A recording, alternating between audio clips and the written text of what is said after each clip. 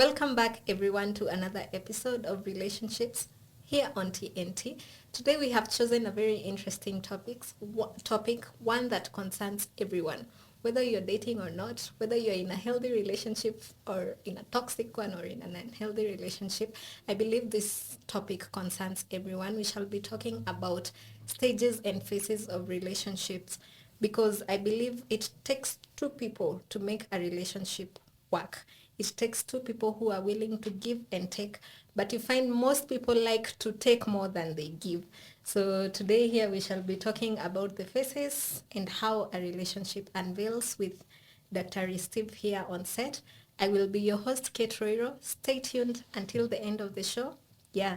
And also we have a very interesting twist. We shall be receiving callers today, people calling from everywhere with questions. And if you'd like to be one of those callers, you can send me a message on the attached link or number below. You'll send me a message there and you will be one of our callers in the next episode. So Daktari, karibu sana. Thank you very much, Kate. Mm-hmm. We are ready for the session. I think it's like I'm seeing our viewers. I have to see them in my spirit and my heart. So that I may be able to speak to them. So my viewer, I'm seeing you. How are you? So as we kick off in this show, please walk with us. And we believe that we are going to have the best of the moments. Yes. Thank you. So to start off, Daktari, what does it take for a relationship to work? Wow. What it takes for a relationship to work? A good question. It is called a relationship.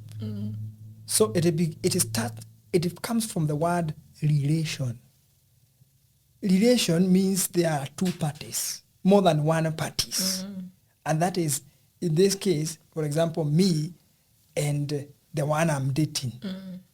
Or our viewer and the one he or she is dating. So what does it take for a relationship to work? To work, it takes two people. Two people who can sit down and talk candidly without hypocrisy. Two people who can be very genuine about their weaknesses. Two people who can be, each of them is very transparent and very open about what they are feeling, their emotions, even negative emotions. It takes two people who can listen to one another, understand each other, criticize each other, solve conflicts together, and two people who will see the problem as the problem itself, but not the other party as the problem. So those two people can work together and they make the relationship to stand and even to be victorious. Wow. Yeah. Okay. So, Daktari, how do we get there?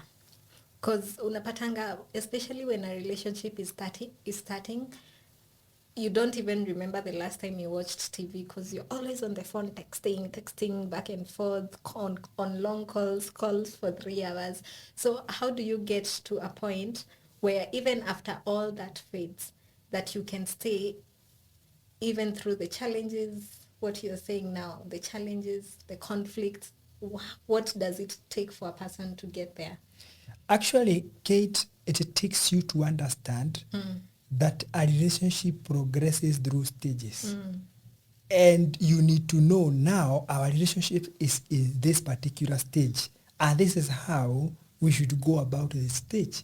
For example, if it is the first stage, which is called infatuation, where interest is very high, and attraction is very high.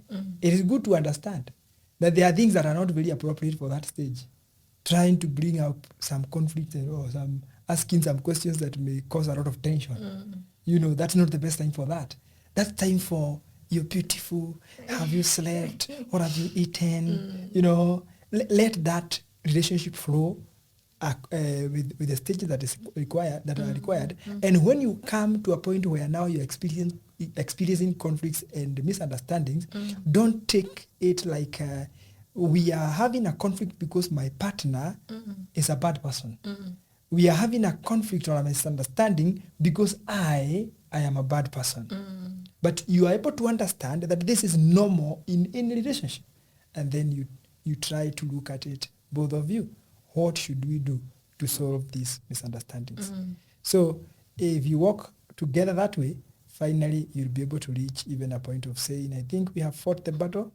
Now we are ready for marriage. Okay, I think we will keep this short because we are expecting a few calls during the show. Okay. So maybe one last time before we can start receiving the calls, because I can already see them coming in. Why is it that most people don't wait? They don't stay and wait for the clause to come out. They leave and jump to the next relationship. You see, people naturally, nobody loves pain.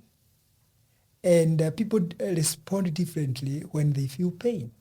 So you are hurting because the relationship has ended. But you lack the knowledge or the understanding that relaxing, buying time, allowing healing is for your own good. So they want to re-experience the good times of the relationship they had now in a new relationship. It's like someone who is stressed by their child and they decide to revert or to go into alcohol, thinking that maybe taking alcohol will help them to deal with the stress, you know? But they realize that it hasn't helped them to do that. Even after taking alcohol, they are still stressed. They still get into depression because the real issue is their child. So when you get into a relationship because you want to heal out of the breakup you had previously, you may meet another bigger breakup in that relationship or another bigger mess. So it's a wrong coping skill. And why people get into those wrong coping skills is because naturally people want to replace pain with something that looks sweet. So, and the first stage of relationships is always sweet. It's always sweet. It is zero conflicts. There are no conflicts in the first stage of relationship. Infatuation, zero conflicts. Coffee dates, you know, that's when you ask yourself, you ask each other so many questions. You even talk about your previous relationship. Yes. And even badmouth your former boyfriend. Wow. As if now you are dating an angel. Wow. I think, Daktari, I can see one of our callers calling. So maybe to cut you short and receive this so that we can get our first question of the day. It's okay. Yeah. Hello. Hi. How are you? Hi, I'm good. How are you? I'm good. Thank you for calling T&T. Kindly tell You're us. welcome. Yeah, kindly tell us where you're calling us from, and maybe you can also tell us your name.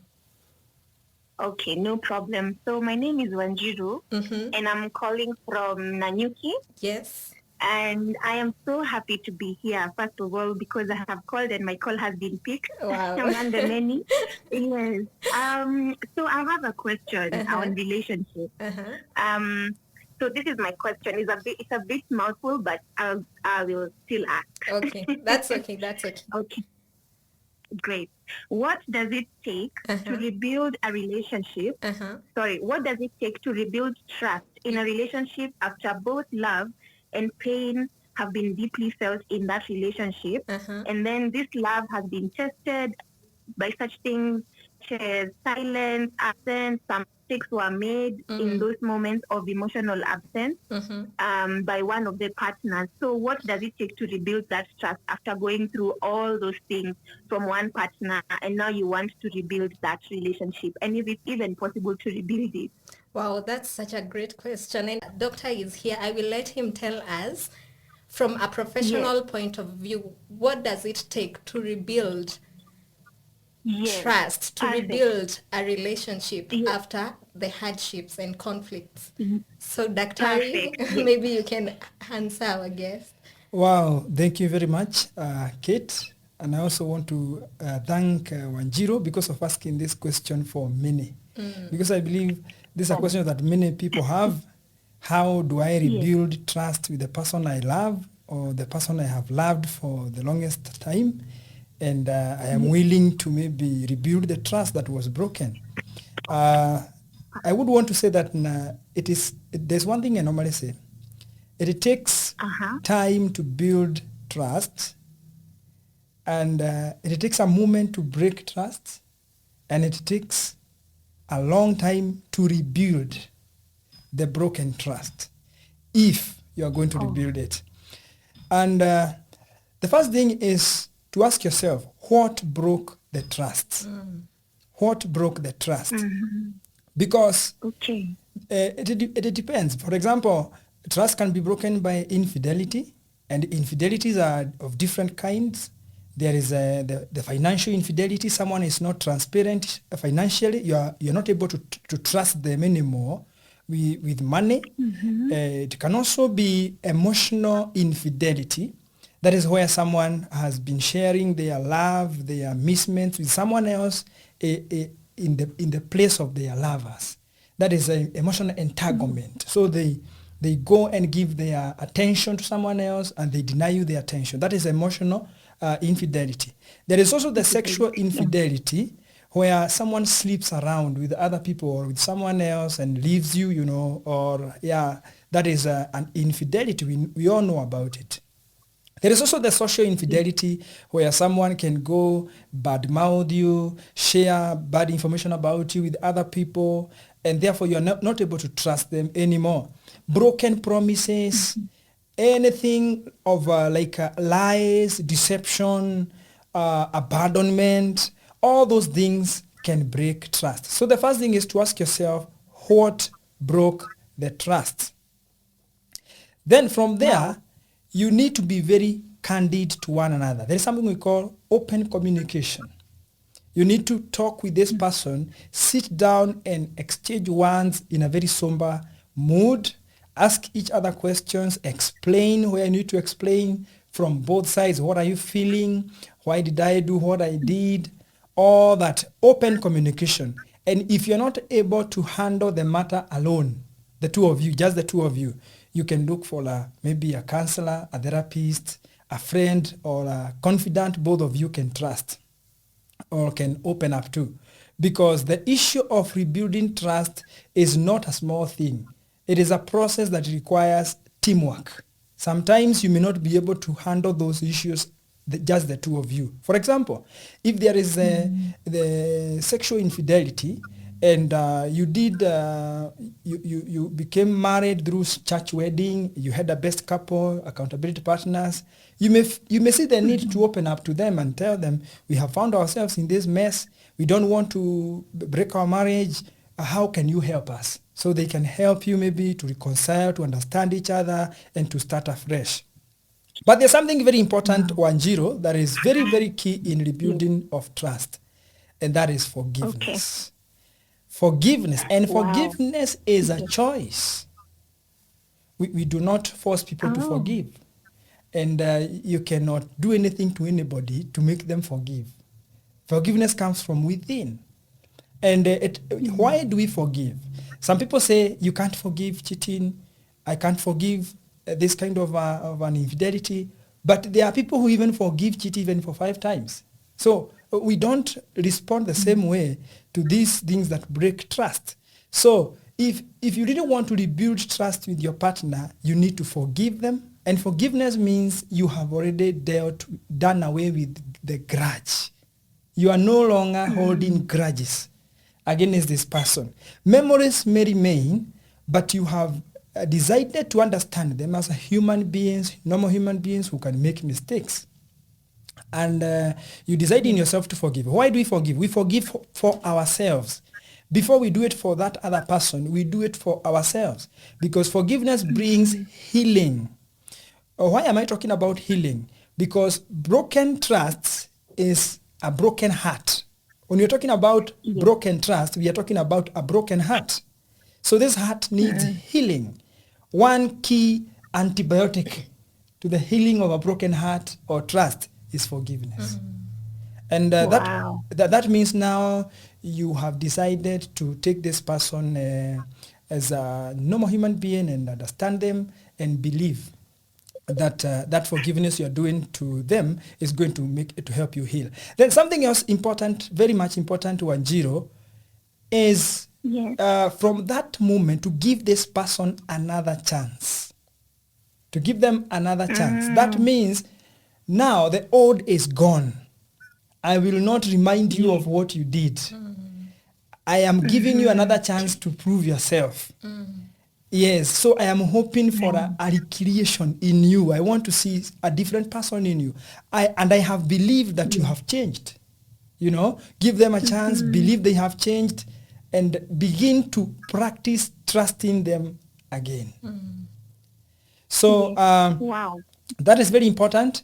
And Yes. if you may see it necessarily with your partner, you may attend some classes, you know, you refresh some classes that maybe you did premarital counseling, maybe you did it, you can revisit, you can refresh. If you never did it, you can now consider you and your partner to go and have full premarital counseling. All sessions, they are normally 12 to 16.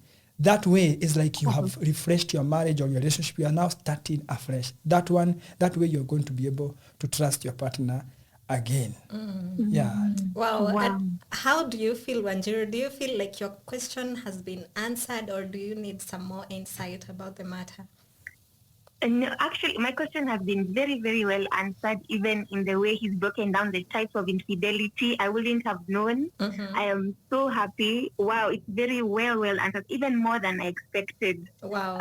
And I'm really looking forward to sharing. Yes, I'm really looking forward to sharing this with um, whoever shall not be mentioned, so that we can see if this can be rebuilt or not. Yeah. Wow, I'm so happy for this. For this. Wow. Wow. Thank you so much for Yes. calling, and I wish you all the best. If the relationship is Thank worth you. keeping, then you will have to Yes. fight for it.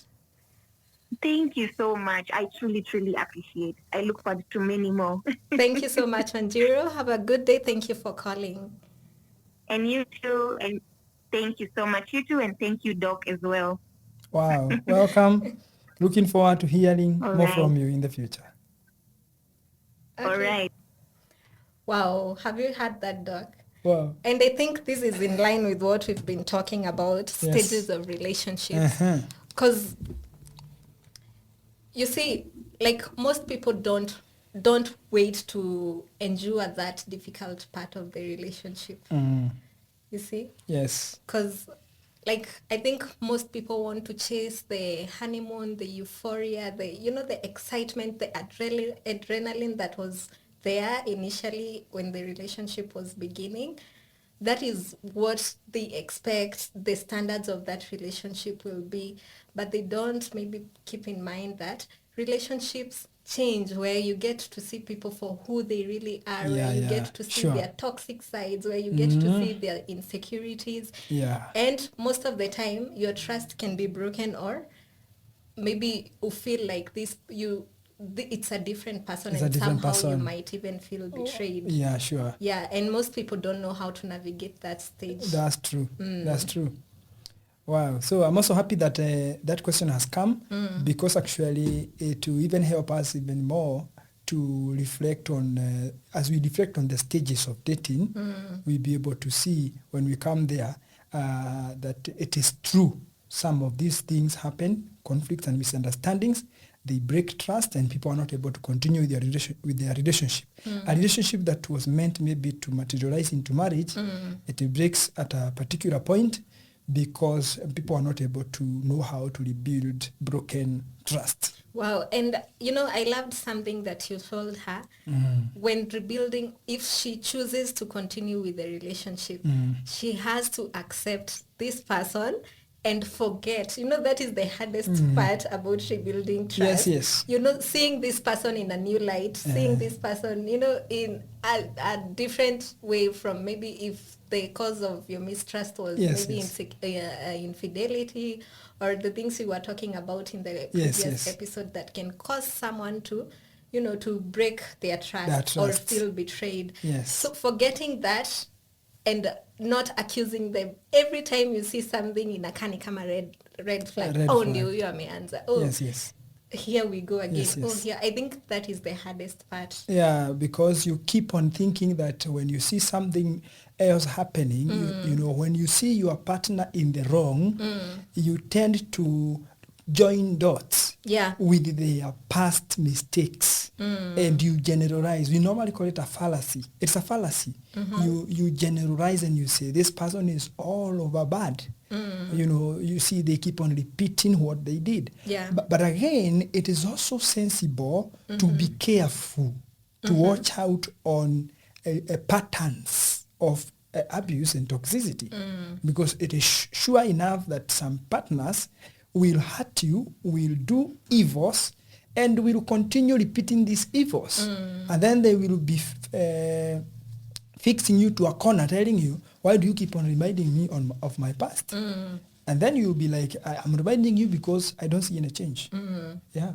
Yeah. At least there's no progress. If there were progress, I would not have reminded you of your past.